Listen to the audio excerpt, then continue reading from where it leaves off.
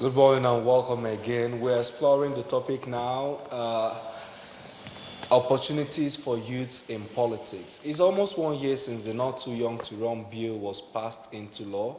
Consciously, most states plunged into that opportunity to appoint many young people into positions of power, with Anambra leading the way.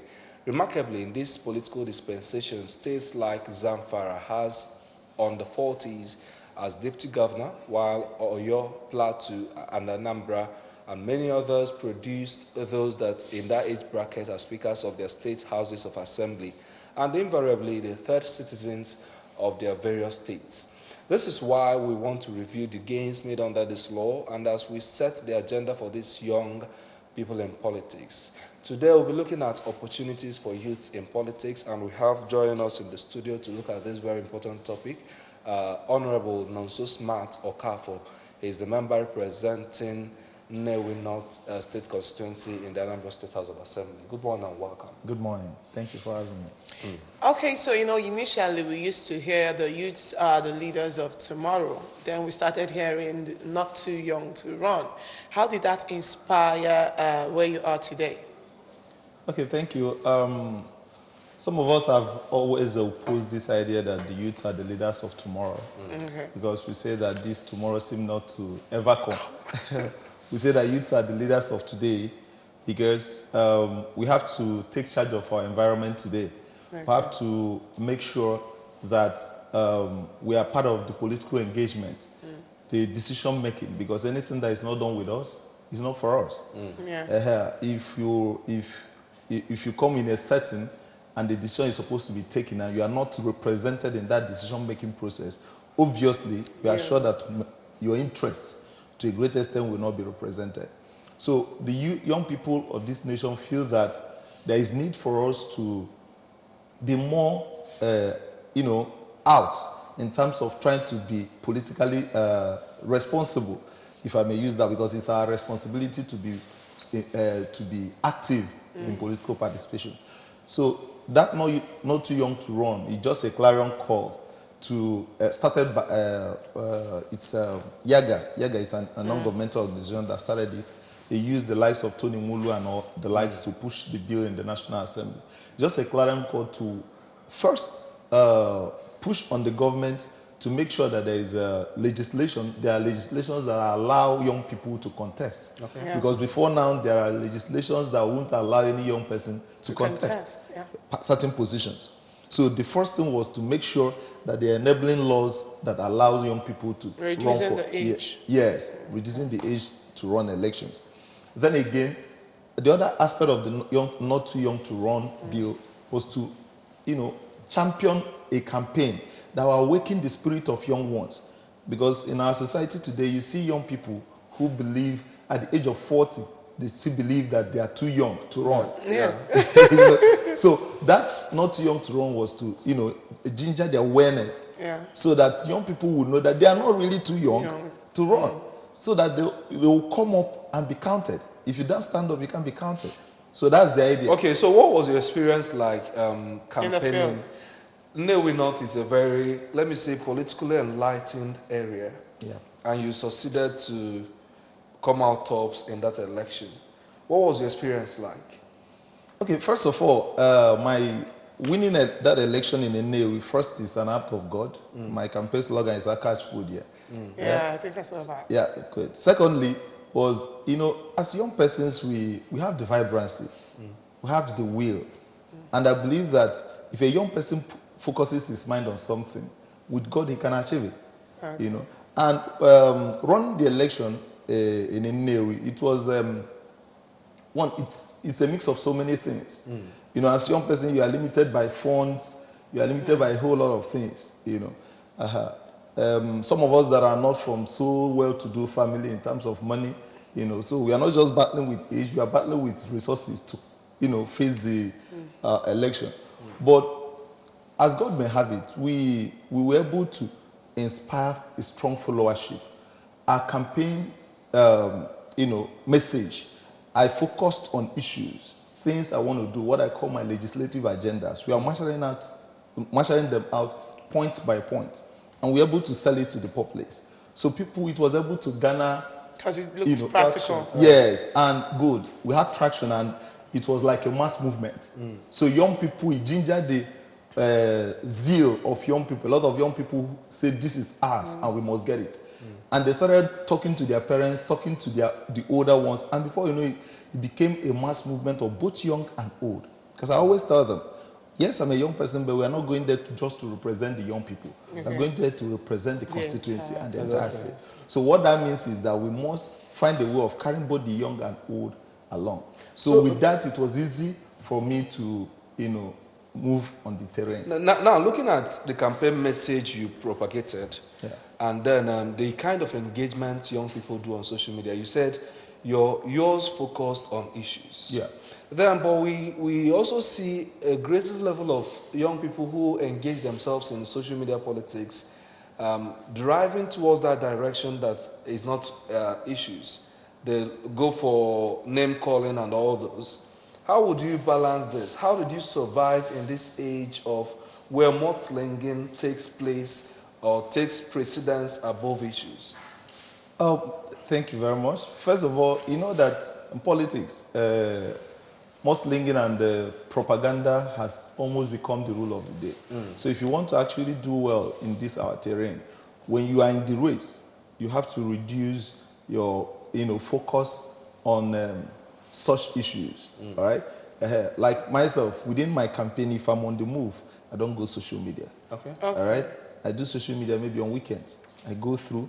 But if there are things that demand my urgent attention, I have my media assistants that say, so thing is said on so place. If it's something I need to work on, I work on it. Because you find out that in social media, young people, because sometimes it's free data. Sometimes it's free data. So you can actually wake up on phone and say, Buhari call him one name. Call governor one name. Nobody can locate you. Nobody can locate you. So it's free. So you can say anything you want.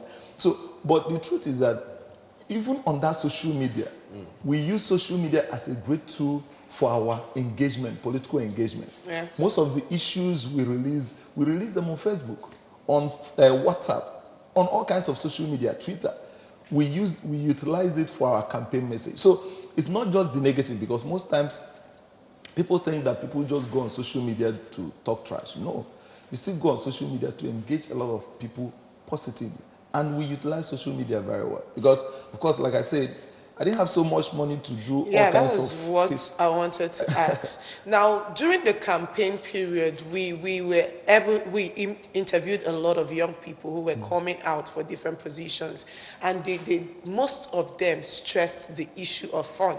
Yeah. You get? Most of them will say, as a young person, you don't have a lot of fund to throw around. So because of that, you don't get a lot of followers. And I read your stories and I got to read your background. And the fact that you're from a very humble background, you contested against people from rich and influential families. What was your secret? Because somebody told us a story of how when he came out in a town hall meeting, he was able to convince his immediate kindred, and then somebody actually volunteered the car, say, brand my car for your campaign. And then he paid, they branded the car. The next morning, the car drove by, was already carrying another person's bag because the person paid. So what was your secret? Coming from a humble background, and you were able to pull crowd, and you won against influential people. Even despite the restriction on funds. Yeah, because I heard a story. I don't know if I should share it. The story, I heard a story about during a campaign where you came for a campaign. After making your own speech, somebody said, that's an Akarasella's son. Why should we vote for him? Why should we vote for him? Now you're a winner. And I'm sure one way or the other, funding was involved. How did you pull through? Like I said, thank you for that question. Like I said, it was all about issues. I'm one person that when I want to do something, I stay focused. I don't easily get distracted. All right? Money was meant to be a distraction, a very huge one. Because in politics, I found out that even to just go and greet somebody, you need envelope. So I find myself visiting someone who another candidate has visited, maybe with an envelope of 50,000 and a carton of champagne. I found myself visiting that same person with a bottle of red label, 3,000 naira, without any envelope, So, but the thing there is that I found out that there is something, I weighed my strengths or my SWOT analysis. I checked what are the things I have and things I didn't have. I know I've got the vision. I know I have a clear view of where I want to go and what I want to achieve. Just like So I know I have that, but I know I didn't have the funds. Okay. So I decided to concentrate more on my areas of strength by selling my ideas. So even when I come to you, of course, before you expect money from me, you must have listened to me. Okay. So by the time I finish talking to you, of course, it's when I'm going that I'm supposed to drop envelope. Exactly. So if I'm leaving and I don't have the envelope to drop, of course, when I leave, someone will say, this one is not serious. But someone will still go back and think, but this guy is really making sense. Let's give him a try. Let me tell you, of all the people that ran the election, House of Assembly in Navy, I had the highest number of branded vehicles. Wow. Highest number. The day we went on rally, you see vehicles that ran from here past. We have over close to 30 vehicles branded. And people are like, where did you get money to buy all these vehicles? Yes. Funny enough, I did not spend 1 naira on those vehicles. People bring their cars and say, brand it.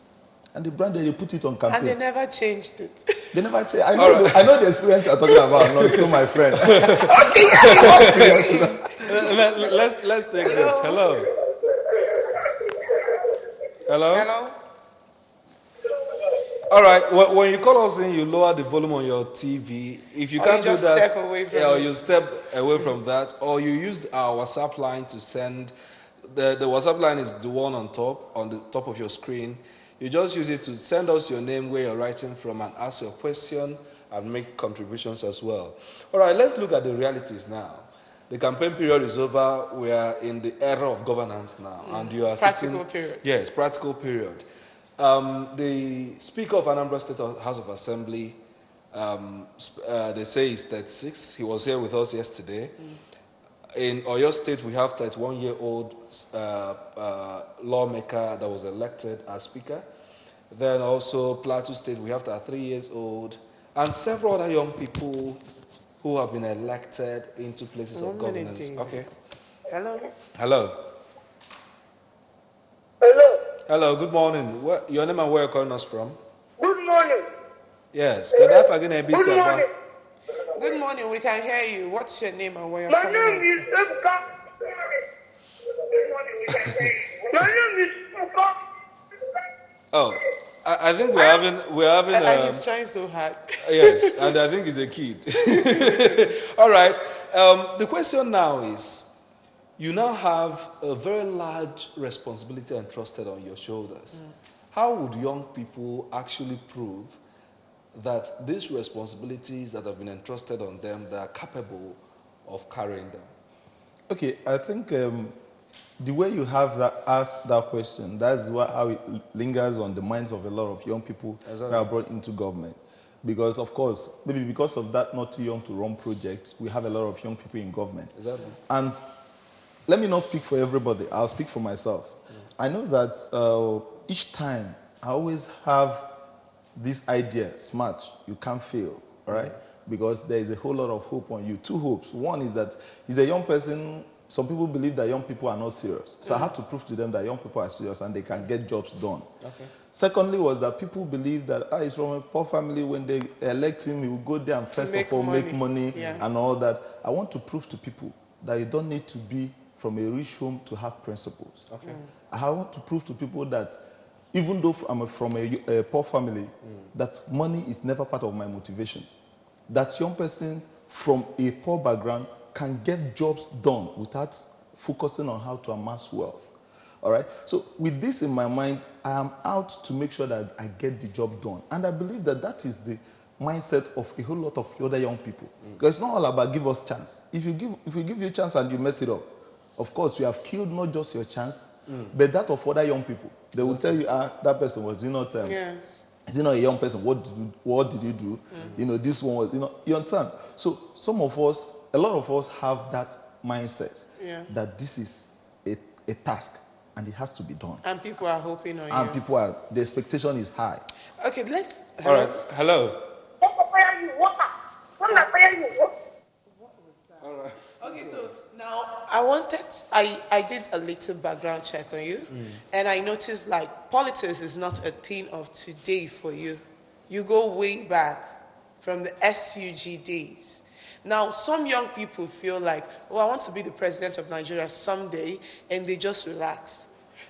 In order to, if you're a youth, in order for you to be prepared for politics in Nigeria, where do you think the person should start?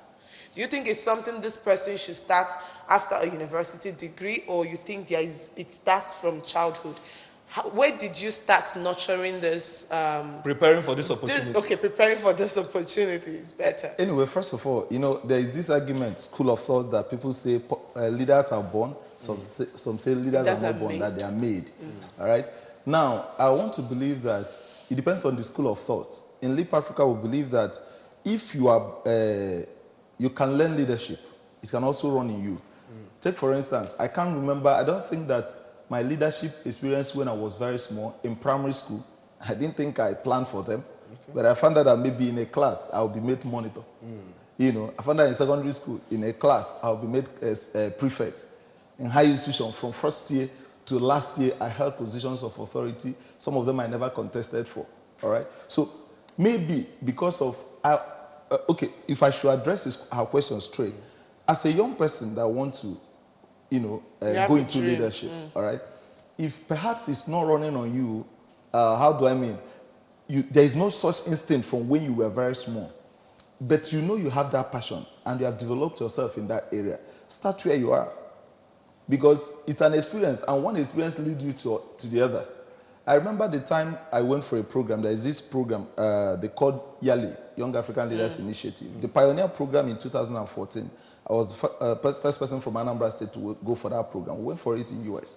So when one of my guys was a young person, he was going through the whole, he was like, how do I get to this level? How do I do this? I told him, no, you cannot just jump and become a YALI fellow. At some point, I was a LEAP fellow. I was this. I was Commonwealth. From Commonwealth, I was Faith Foundation. I was this. I was British Council. Before getting here, you cannot jump. So most times, life is in stages. So I believe that if you want to go into leadership, start from where you are. When you do it well, the next level will come naturally. The next level will come on its own. You understand? It's like I wake up today, I just say I want to be president, and I go and paste posters. You end up pasting posters. But if you have track record, if you have where people can say when he was this, he did well. If you check my Facebook when I declared to run for House of Assembly, I was almost the only person that declared on Facebook in my area. People are like, they think it's social media thing. Within 24 hours, I had over 1,500 comments. 99% of them were people that have experience when I was SUG president, when I was youth council chairman, when I was prefect in school. They were like, he did well then. We know he will do well. Do you understand? That is called testimonies. And there is nothing more bankable in politics than testimonies. No matter, in fact, I always say that the minutest amount of testimony is more valuable than a year sustained advert on CNN. You do 1 year advert on CNN, and somebody wants to come and do something with you. Somebody says, that guy is a very hopeless and incredible fellow. He has rubbish all those adverts you did on CNN. Testimony matters. So start from where you are, from known to unknown. Exactly, this is where we really have issues with young people. Some people will say, you cannot get to the top if you don't get to your hands, especially for young people who are still wanting to come up. Now, for you, you say it's testimony, building that integrity. So how do you balance these two arguments? If you go to my Facebook as we are sitting here now, I said we need professionals in politics, not professional politicians. And I say, if you say that politics is dirty, let good men hijack it and clean it and wash it clean. Now, I do not believe that you have to dirty your hand to be in politics. There are so many shades of story. You can decide to go into it with clean hands. You can decide to go into it with soiled hands. I give you an example. I'm a very practical person. Before I ran to become SUG president, they told me before you become SUG president, you must be a cultist. You must be this, you must be that. I was SUG president, I was never a cultist. I was never. And never got close to any of them. And I finished successfully and handed over. People say before you win politics, you do this, you do that. Of course, you will get those offers. I give you an example. like I said, I'm a very practical person. In this race, House of Assembly, I got all kinds of funny, will I call it, statements and advice. Propaganda. Somebody walked up to me one day and told me there's a place he would take me to. One place in so and so, maybe Warri or something, to go and do that. Once he finished, I'm going to win this election. I was holding myself back not to laugh because I felt it was not proper laughing at him. So, but when he finished, I burst into laughter. I was like, if I'm running House of Assembly and I have to go to Warri to win House of Assembly, if I'm running governor, that means I will go to India. By the time I'm running president, perhaps, I don't know which other country I have to go. Side of the world. To another planet. So it depends on what you think. If you believe you can achieve anything, you can't achieve anything without being fetish or all kinds of occultic distance. It works for you. It does not work for me. All right, finally, let's now take 30 seconds advice for youths in politics and especially for those who have been elected for the next 4 years. What would be your advice to your colleagues? My advice to my colleagues is that we should not, the euphoria of election and victory is over. Let's get down to work. Before you know it, 4 years is off. And you don't have two opportunities to make first impression. This is our first impression and you have to make it and make it good. Stay focused on your manifesto, all the things you promise you do. Stay focused on them and get it done. That is my own vision and that's my own push. Thank you very much, Honorable Nonso Okafor, for joining us on the weekend show this morning. Thank you very much. Thank you for having me. All right. That is how far we'll go for now. On top of the hour at 8, we'll bring you breakfast news. When we'll come back, we'll look at youth lifestyle and HIV/AIDS prevention. This morning is for youth, and we want to explore it to the highest opportunity. Stay with us.